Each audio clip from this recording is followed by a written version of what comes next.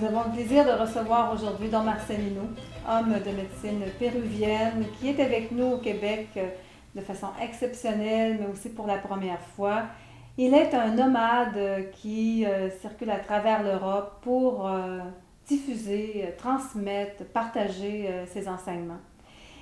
Bienvenue, Don Marcelino. Merci pour me recevoir dans votre émission.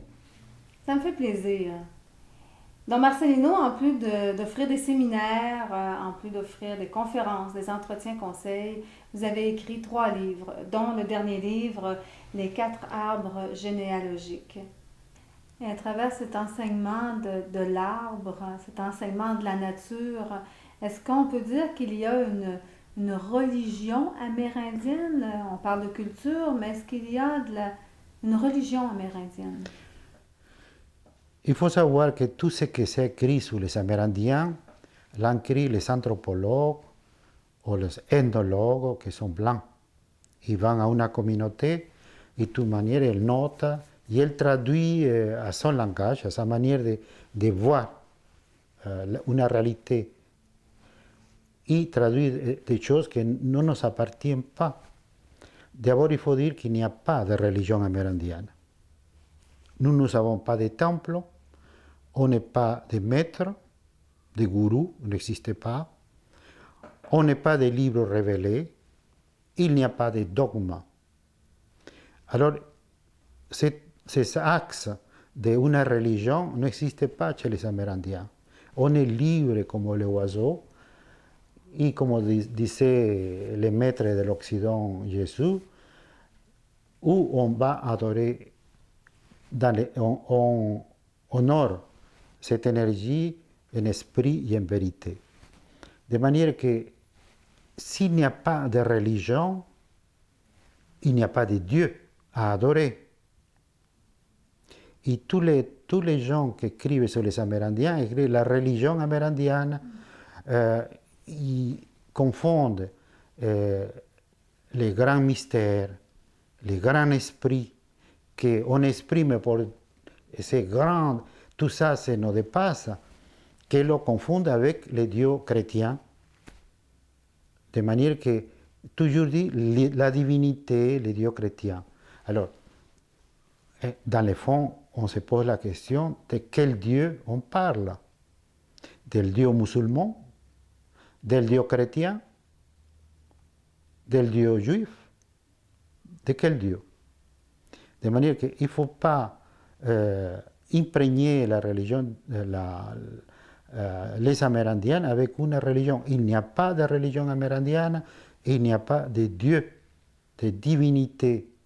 Nous sommes des énergies de l'univers, de ce grand univers à laquelle nous appartenons, qui un jour ont décidé de s'incarner dans cette planète pour réaliser une expérience humaine. Et après les années qui passent, ils réalisent ces expériences. Il faut dire aussi que la culpabilité n'existe pas. On a le droit de se tromper. On a le droit de se tromper de manière que sont des expériences.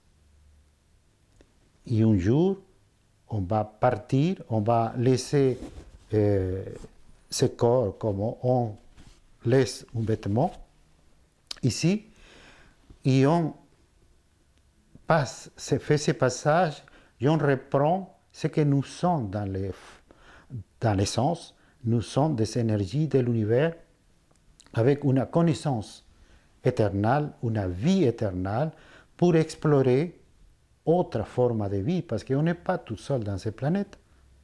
Il y a des millions de soleils, des millions de consciences intelligentes différentes à nous, et pourquoi pas explorer toutes ces dimensions, c'est aussi parce que nous sommes éternels, l'énergie est éternelle.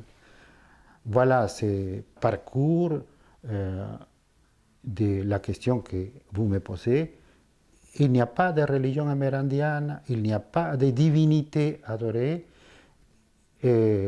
Notre maître, c'est la nature. Et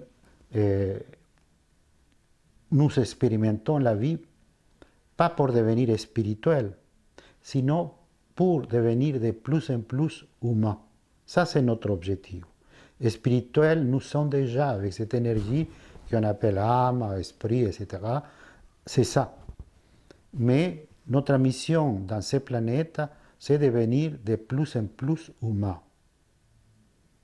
Il y a des gens qui ont marqué l'histoire de l'humanité, Martin Luther King, Jésus, Mahomet, Bouddha et autres, Elder Camara en Amérique latine, qui ont marqué cette histoire de l'humanité et autres. Chacun, même s'il n'est pas reconnu, a marqué, a laissé une empreinte d'amour pour la génération future. Voilà ce qu'on peut dire sur cette thèse des anthropologues ou des prêtres. Les dieux des Amérindiens n'existent pas. Comme les bouddhistes, il n'y a pas de dieux. Voilà, ce n'est pas nouveau. Et si moi je veux devenir une meilleure humaine dans Marcelino, que dois-je faire dans ce monde occidental? Je pense que nous sommes, l'animal humain est en train une mutation. Une mutation parce que pendant qu'il y a des guerres, il y a des gens qui tirent des bombes sur des populations, la torture, c'est pas humain tout ça. L'exploitation de l'homme pour l'homme, c'est pas humain. De manière qu'on a une transition, une mutation pour devenir de plus en plus humain. La question qui se pose, est-ce que dans un système violent, un système créé pour l'homme, appelé capitalisme, et les Amérindiens connaissent bien le système créé pour l'homme. Vous savez qu'il y avait une monarchie, une virrey au Pérou, ça veut dire représentant des rois. On connaît la monarchie. On connaît le féodalisme et maintenant on connaît le capitalisme. Tous ces systèmes étaient créés pour les êtres humains. Mais l'espoir amérindien, c'est qu'un jour, on change de système. Déjà, il y a le crash des systèmes capitalistes, malgré tout ce que se dit que ça va revenir, etc., nous dit depuis des années. Mais c'est inévitable cette chute d'un système qui se casse. Et l'espoir amérindien, c'est que les humains construisent autre système plus humain, plus fraternel, de manière que la vie change. Mais comment devenir de plus en plus humain? Je crois qu'on a dit déjà, il faut aimer son corps éperdument. S'aimer soi pour pouvoir aimer les autres. Un exemple très concret, je cite Jésus parce que vous êtes dans une culture judéo-chrétienne. Jésus historique, c'est quelqu'un révolutionnaire. Par exemple, aimer ses ennemis. C'est révolutionnaire parce qu'avant, et maintenant on continue, œil pour œil, dent pour dent. Et cet homme dit, il faut aimer ton ennemi. Ça, c'est révolutionnaire. Et très peu, même chrétiens, ne le font pas. De manière que c'est déjà une phrase à travailler, prier pour ceux qui te font mal, aimer tes ennemis. Et je crois que Jésus savait bien que quand cette énergie négative de l'autre, la colère, la haine, l'envie, tombe sur la personne peut réagir et la prière, comme on dit, c'est une énergie très puissante, de manière que l'enveloppe, il l'arrête. Il l'arrête. Voilà une petite chose pour pouvoir avancer dans cette recherche de l'humain. Alors, si je vous comprends bien, Si je veux devenir une meilleure humaine, je dois cultiver l'amour de moi-même et l'amour de l'autre. C'est bien ça? Oui. Mm. Aimer ton prochain comme à toi-même. Mm. Vous avez ouvert une porte sur la prière et ça fait partie de votre langage et même des écrits que vous faites. La place de la prière. Voulez-vous nous en parler un peu davantage sur l'importance que vous accordez à la prière? Et qu'est-ce que la prière pour vous? Parce que nous, comme judéo-chrétiens, on a une réalité, une définition de la prière qui peut être différente de la vôtre. Alors j'aimerais que vous nous parliez de votre euh, approche de la prière. Ça me rappelle une invitation à donner une conférence dans un centre agnostique à Paris. Et naturellement, que sont des athées militantes, ces centres. Il y avait 100 personnes de cette association. Il m'avait invité, cette association, pour lui parler de la tradition amérindienne.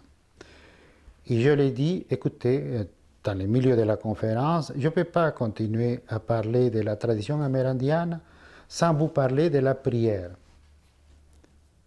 Naturellement qu'il y avait un silence sépulcral. C'est une blasphémie parler de la prière dans un centre d'athées militantes.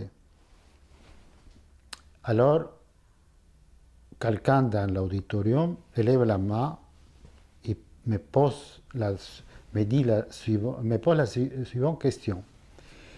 Donc, Marcelino, est-ce que vous savez où vous êtes?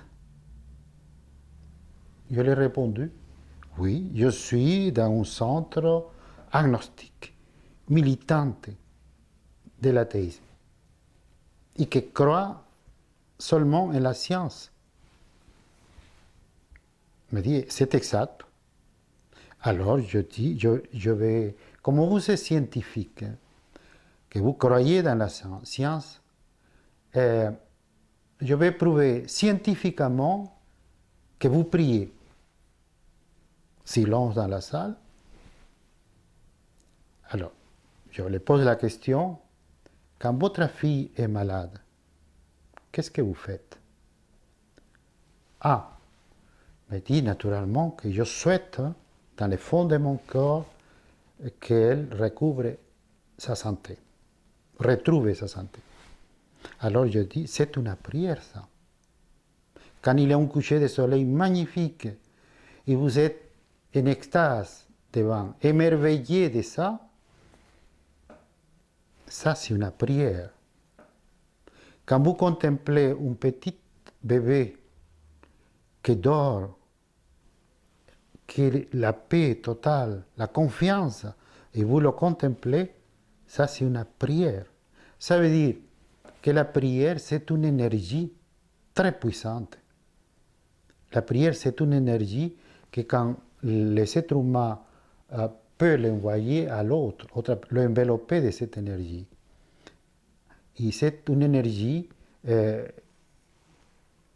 dans l'univers la plus puissante. De manière que tout le monde prie comme tout le monde respire sans avoir la conscience qu'il respire. Mais quand vous savez que la prière c'est une énergie, en ce moment, vous comprenez que c'est quelque chose de puissant.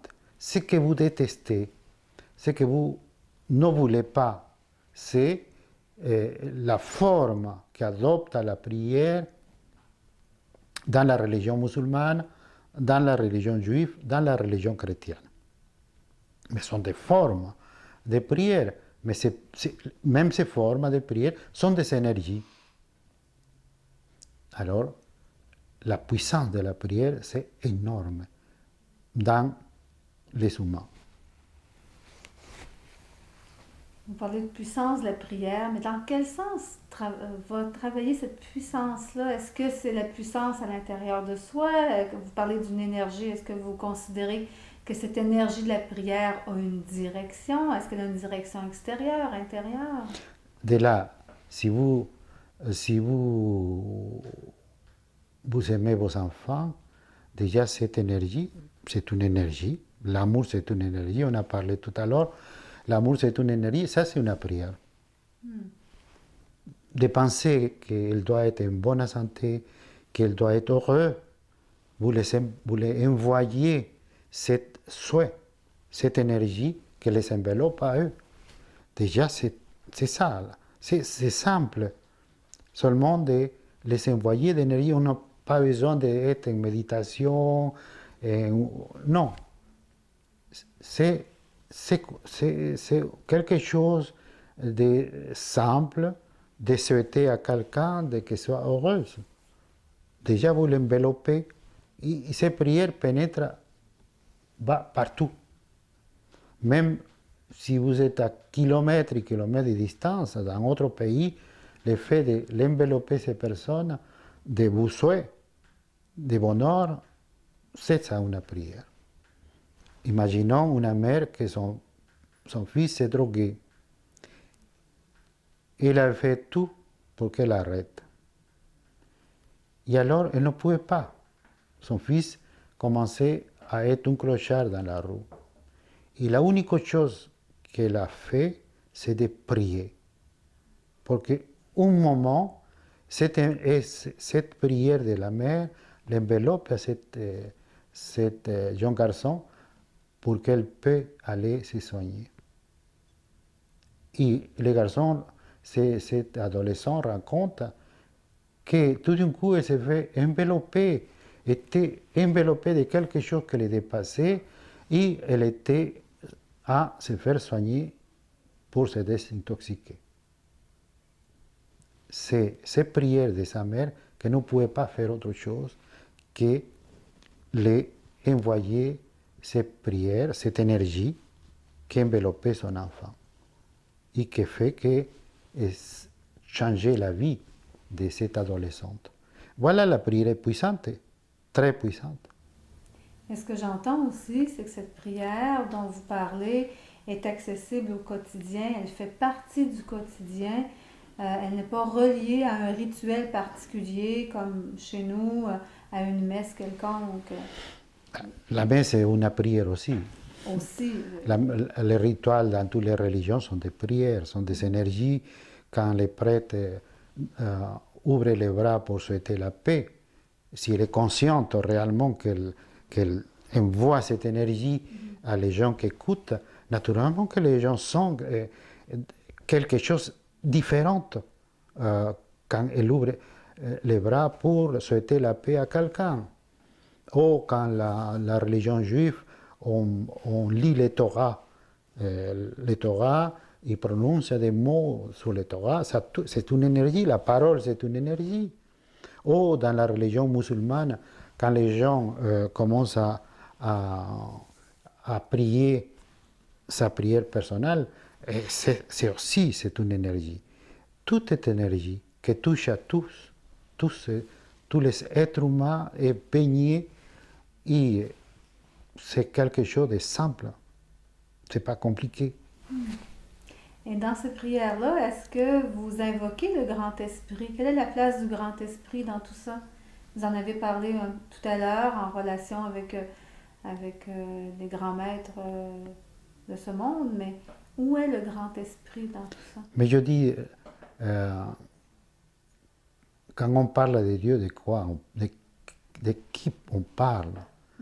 De manière qu'on dit grand esprit, grand mystère, de quelque chose qui humainement nous dépasse. Voilà, on ne peut pas expliquer, mais on sait qu'on est parti de l'énergie de l'univers. C'est tout ce qu'on sait. Que nous sommes partis, que nous sommes liés à les 4 arbres généalogiques. C'est ça. De manière que ça nous dépasse. En tant qu'humain, notre cerveau ne peut pas aller plus loin que dire c'est le grand mystère, c'est le grand esprit, mais ce n'est pas le Dieu créateur. C'est pas ça. Alors la question qui se pose, c'est où on va après notre mort. Et j'ai interrogé un prêtre, un rabbin et quelqu'un responsable des musulmans de prière. Alors, les prêtres, je leur ai posé la question, ou on va après notre mort? Elle m'a répondu, bien sûr, on va contempler Dieu. Je lui ai dit, vous savez, c'est l'éternité. Alors, on va éternellement contempler Dieu, mais une énergie, qu'est-ce que c'est ça? Pour l'éternité, tout le monde va être comme ça, sans bouger. Bon, elle me dit, bon, écoutez, on va rencontrer notre Seigneur, ça veut dire Jésus. Je lui dis, écoutez, si c'est moi, je la rencontre à Jésus, je lui dis que je suis content de le voir, que je suis un admirateur de tout ce qu'elle a fait, cette lumière qu'elle a laissée dans l'humanité. Et après, je ne vais pas être avec les seigneurs ou Jésus dans l'éternité tout le temps. Il a des choses à faire, il a autre chose. Bon, elle me dit, écoutez, sincèrement, on ne sait rien. Tout ce qu'on parle de au-delà, c'est l'homme qui le dit. C'est une projection, c'est une imagination. On ne sait rien. Et les trois religions, même s'il y a des paradis musulmans, s'il y a la transmission dans la religion juive de la vie avec la génération qui vient, mais je pense que pour le moment, ces trois religions n'est pas une réponse pour dire on va là, on sait bien, tout ce qui va passer. Et je crois que c'est honnête dire je ne sais rien, réellement. Pourquoi, je me pose la question, et c'est très personnel, pourquoi Mère Teresa, Sœur Emmanuel, dans la fin de sa vie, sont des femmes actives dans l'action, mais la maladie, dans la fin de sa vie, les fait arrêter pour réfléchir, je vais où maintenant? Et il y a des livres, c'est la doute. Et on dit, on a perdu la foi. C'est ça la grande question. On ne se pose pas la question où je vais après. Alors tout le monde, on parle de Dieu, on parle de le ciel, on parle de paradis, parce que tout le monde est dans une croyance. Mais je pense qu'il y a des gens qui, juste avant de ces derniers passages, si elles se posent la question, tout tombe. Et c'est le doute. Ce n'est pas qu'elles ont perdu la foi, simplement que jamais ont pensé réellement qu'est-ce que c'est au-delà. Voilà. Est-ce que vous croyez justement qu'après la mort, quand on quitte ce corps qu'on a tant aimé, qu'on va rejoindre le grand esprit? Vous parlez de Dieu, qu'on ne s'installera pas devant Dieu à l'admirer pour l'éternité, mais est-ce qu'on rejoint ce grand esprit, ce grand mystère? Est-ce qu'on retourne sur une autre planète, dans le cosmos? Est-ce qu'on se réincarne? Qu'est-ce que vous en pensez? Bon. Les bouddhistes parlent de la réincarnation, du karma. C'est une explication un peu de réflexion et l'illumination après. C'est une réflexion pour eux de l'au-delà. Nous, les Amérindiens, on a aussi des réflexions sur ce au-delà. Pour nous, nous sommes des énergies de l'univers éternel, avec toute la connaissance, qui un jour ont décidé de s'incarner dans cette planète Terre. Mais pour s'incarner dans cette planète Terre, on a besoin d'un corps, parce que c'est matériel ici, énergie matérialisée. Alors, il a choisi une famille avec la mission de purifier cet arbre généalogique.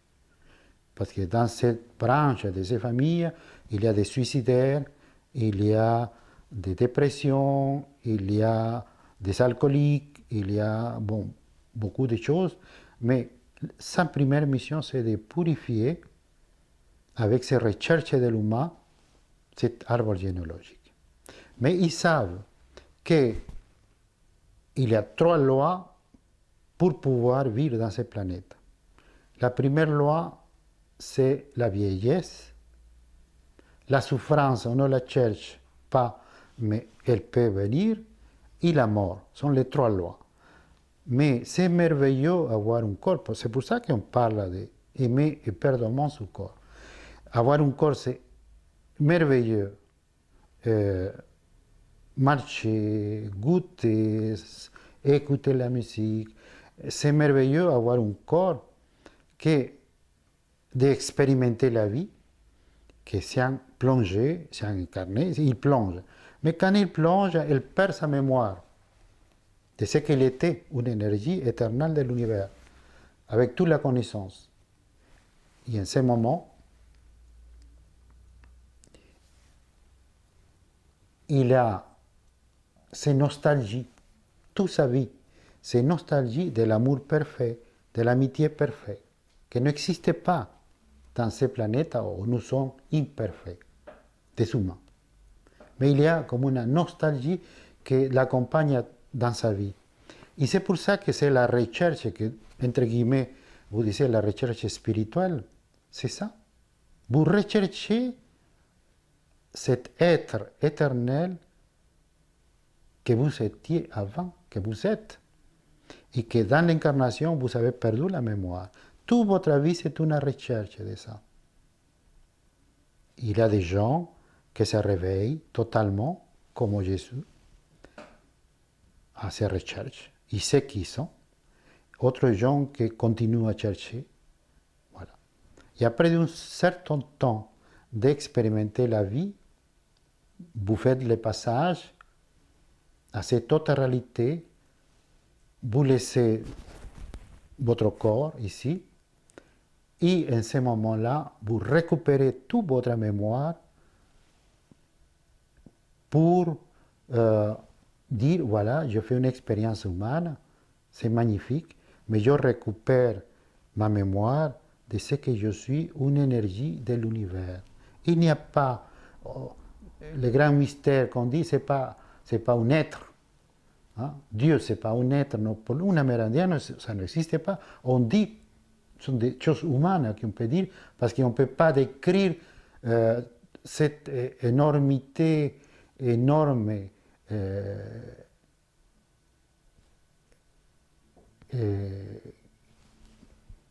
très, qui nous dépasse, que nous sommes des énergies éternelles de l'univers.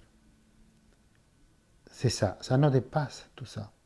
Alors on dit grand esprit, grand mystère, pour dire quelque chose. Mais c'est tout petit ça.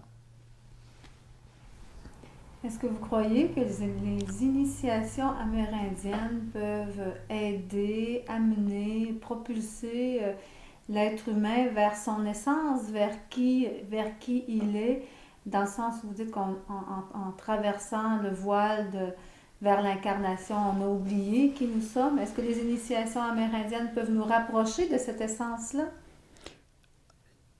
Je crois qu'il n'y a pas besoin d'abord, il n'y a pas d'initiation amérindienne.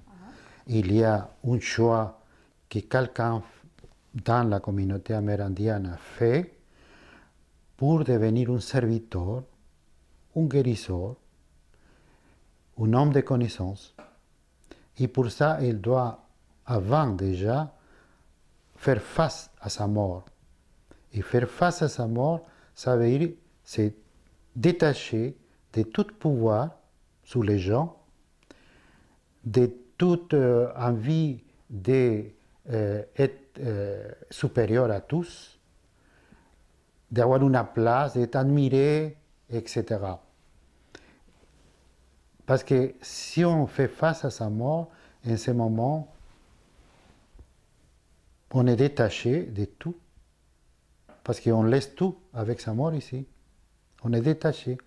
Et on pourrait être un serviteur des gens qui viennent.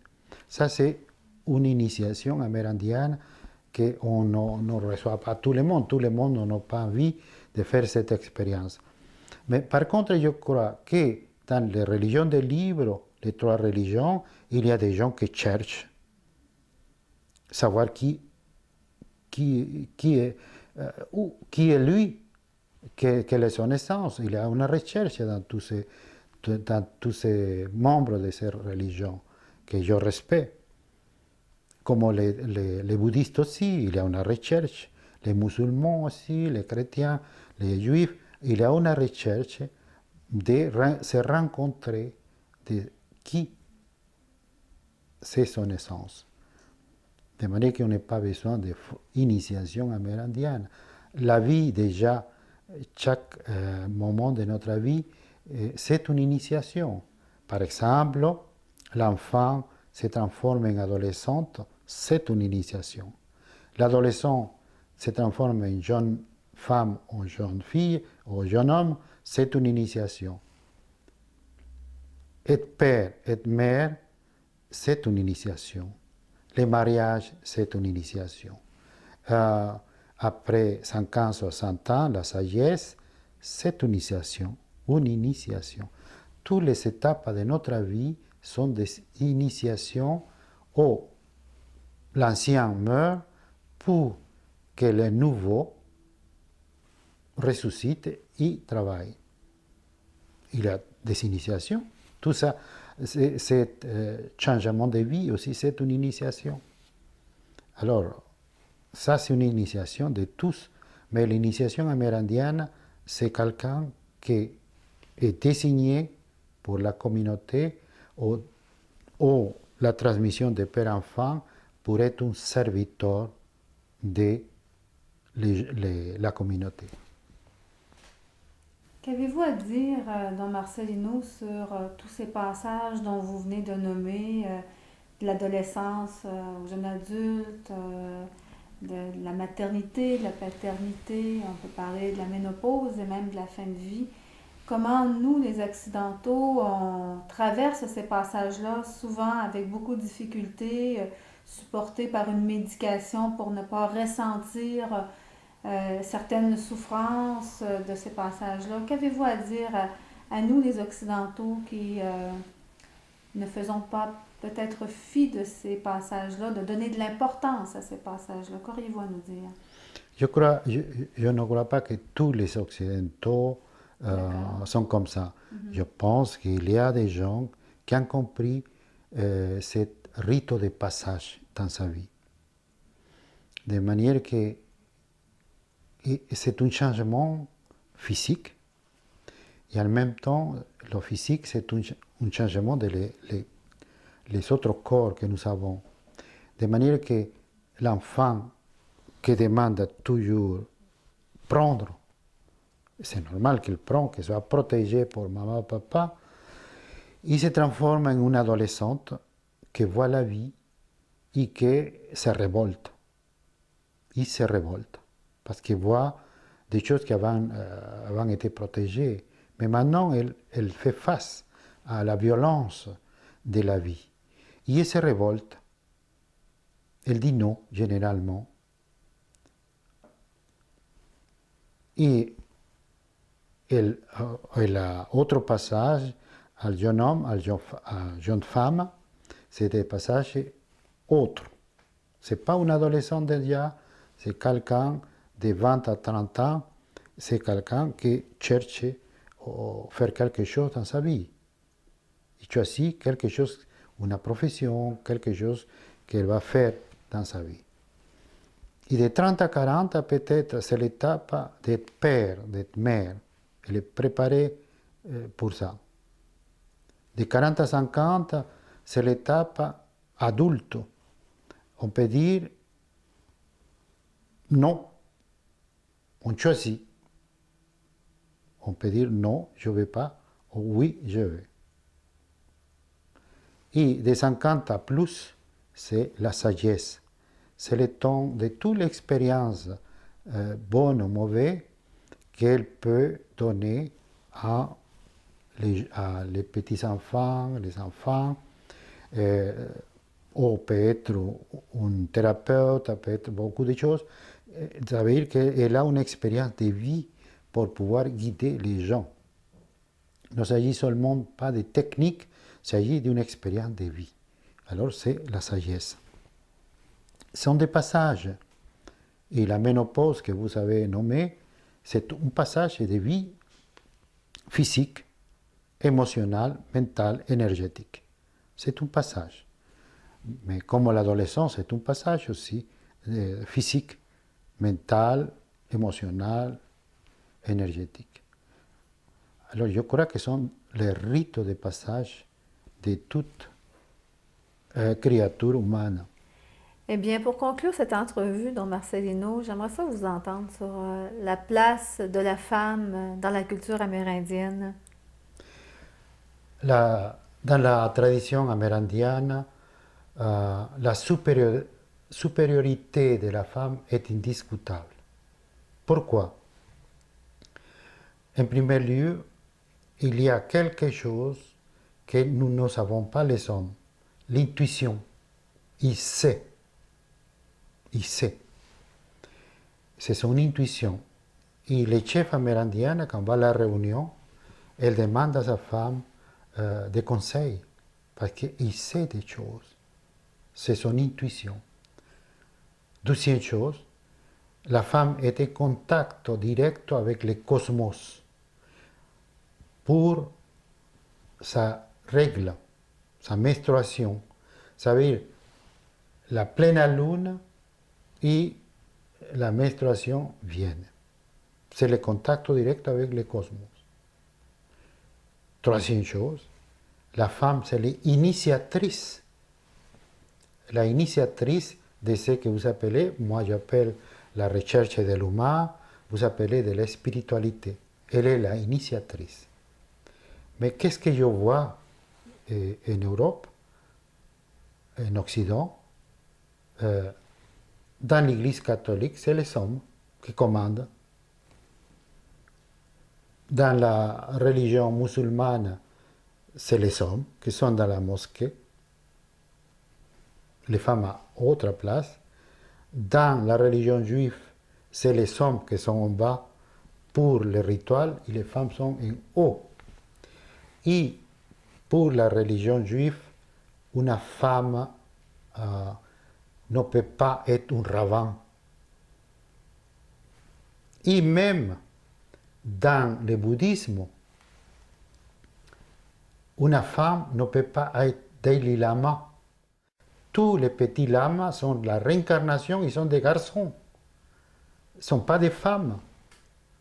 Même là, c'est les hommes qui ont le pouvoir. Tous sont des hommes Dalai Lama. Il n'y a pas de femmes Dalai Lama. Pourquoi? Alors, pour les Amérindiens, on a cet regard que la supériorité de la femme est inégalable et qu'un jour, elle va prendre ses places aussi. Et ça sera un changement parce que la guerre entre religions sont des hommes qui la font. De manière que la femme ne peut pas envoyer son enfant à mourir comme ça, un suicide d'une guerre, parce qu'elle a souffert, elle a donné, elle a nourri, elle ne peut pas donner comme ça pour qu'elle aille à mourir comme ça.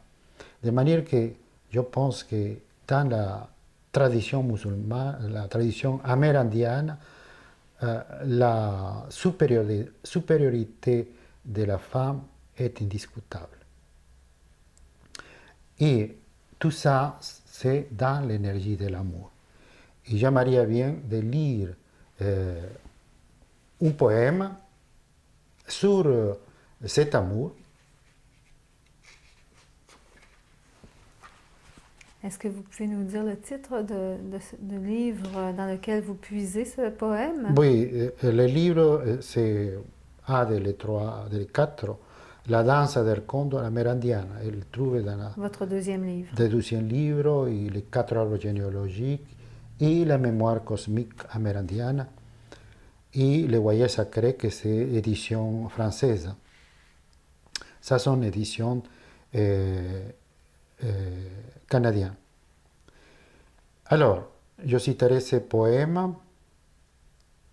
Aimer malgré la peur et la tristesse, aimer malgré l'absence et le silence, aimer malgré la crainte de l'indifférence, du départ ou de l'abandon, aimer dans la confiance, aimer sans la dépendance, aimer juste pour être là autour et alentour, aimer juste pour envelopper de chaleur et de tendresse, aimer pour être comme la coquille d'un œuf, tout près, et pourtant si loin, pour ne pas serrer, pour éviter d'étouffer. Aimer pour être aussi doux que la brise, aimer pour être la caresse d'un rayon de soleil, le parfum d'une rose, pour être la pluie à la surface de l'étang, aimer comme deux mains ouvertes que laissent éclore la fleur de la vie, sans crisper, sans retenir, aimer au-delà des temps et de l'espace, il est crié à l'univers que pour toujours emportera la trace. Voilà.